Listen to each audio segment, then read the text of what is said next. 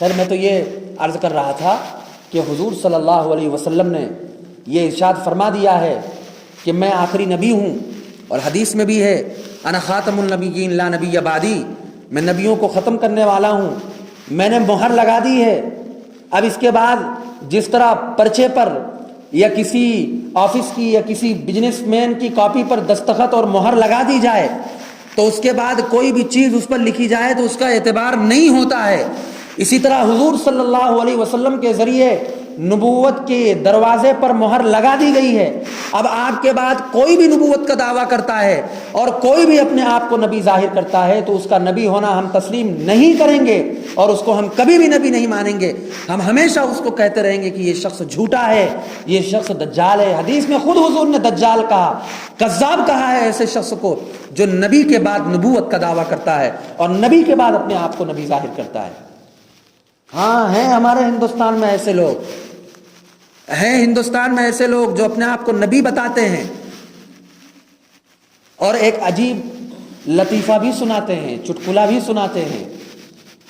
میں آپ سے پوچھتا ہوں، نبی جب آتا ہے تو اللہ رب العزت وحی نازل فرماتے ہیں، حضرت جبریل آتے ہیں، تو حضرت جبریل جو بتاتے ہیں کیا نبی سے یہ کہتے ہیں کہ تم عوام کو مت سنانا؟ کیا نبی سے یہ کہا جاتا ہے کہ تم اس کو لوگوں کو مت بتانا؟ کیا نبی سے یہ کہا جاتا ہے کہ یہ جو پیغام ہے صرف تم اس کو چھپا کے اپنے پاس رکھنا؟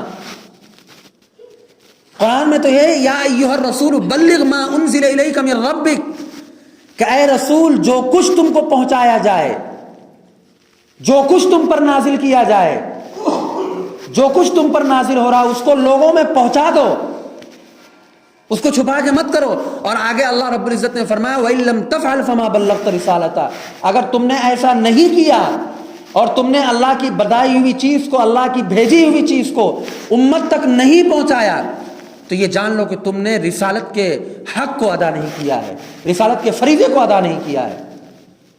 اللہ رب العزت ایسے رسالت کو پسند نہیں فرماتے ہیں۔ آج کل کے مسلمان، آج کل کے لوگ نبوت کے دعوے دار ہیں اور یہ کہتے ہیں کہ نبوت کا جو طریقہ ہے یہ تو میرے اور اللہ کے درمیان راز کی چیز ہے، مجھے اس پر کسی کو ظاہر کرنے کے لیے نہیں کہا گیا۔ ہاں ہمارے ہندوستان کا شخص ہے، نبوت کا دعوے دار ہے، اپنے آپ کو نبی بتاتا ہے، تو عیسیٰ کہتا ہے اپنے آپ کو، لیکن کیا کہتا ہے کہ نبوت کا جو طریقہ ہے، نبوت کا جو معاملہ ہے وہ میرے اور اللہ کے درمیان راز ہے، میں اس کو کسی کو بیان نہیں کروں گا۔ جبکہ قرآن یہ کہتا ہے کہ نبوت اور اللہ کے درمیان جو بھی چیز نازل کی جاتی، جو بھی چیز بتائی جاتی، وہ ساری کی ساری امت کو اور عوام کو پھیلانا رہتی ہے۔ قرآن تو یہ کہتا ہے۔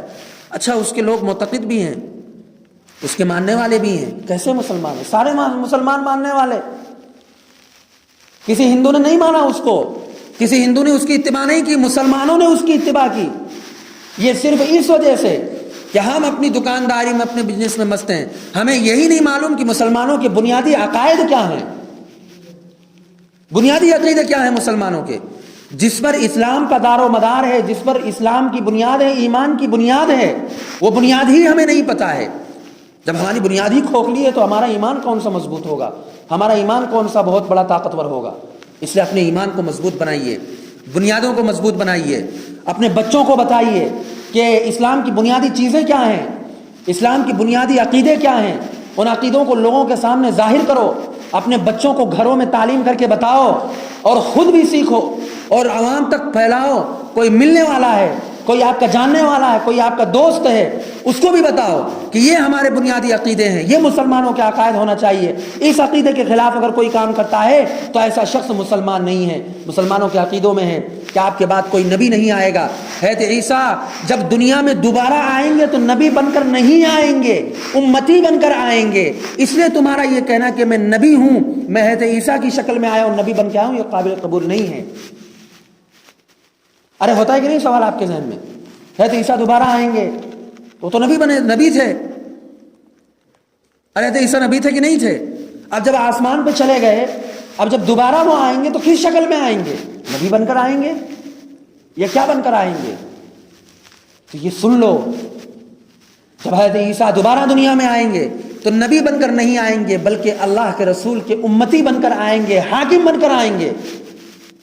اسی وجہ سے حدیث میں آتا ہے، اللہ کے رسول صلی اللہ علیہ وسلم نے فرمایا کہ حضرت عیسیٰ دنیا میں موجود ہوں گے اور نماز ہو رہی ہوگی، لیکن امامت اس امت کا ایک فرد کرے گا، حضرت عیسیٰ نہیں کریں گے جبکہ وہ موجود ہوں گے۔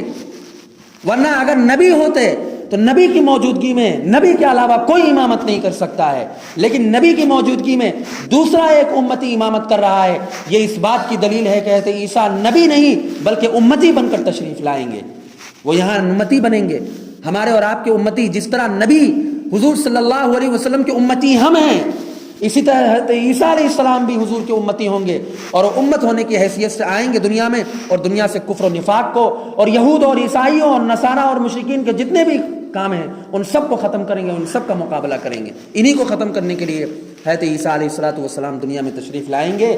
اس لیے یہ بنیادی عقیدے ہیں، اس کو اپنے بچوں کو یاد کرائیے، ورنہ وہ وقت دور نہیں کہ ہمارے بچے اور ہمارے خاندان کے لوگ ہمارے ہاتھ سے پھسل جائیں گے اور ہم پھر واویلا مچائیں گے کہ فلاں شخص ایسا ہو گیا، فلاں شخص ایسا ہو گیا۔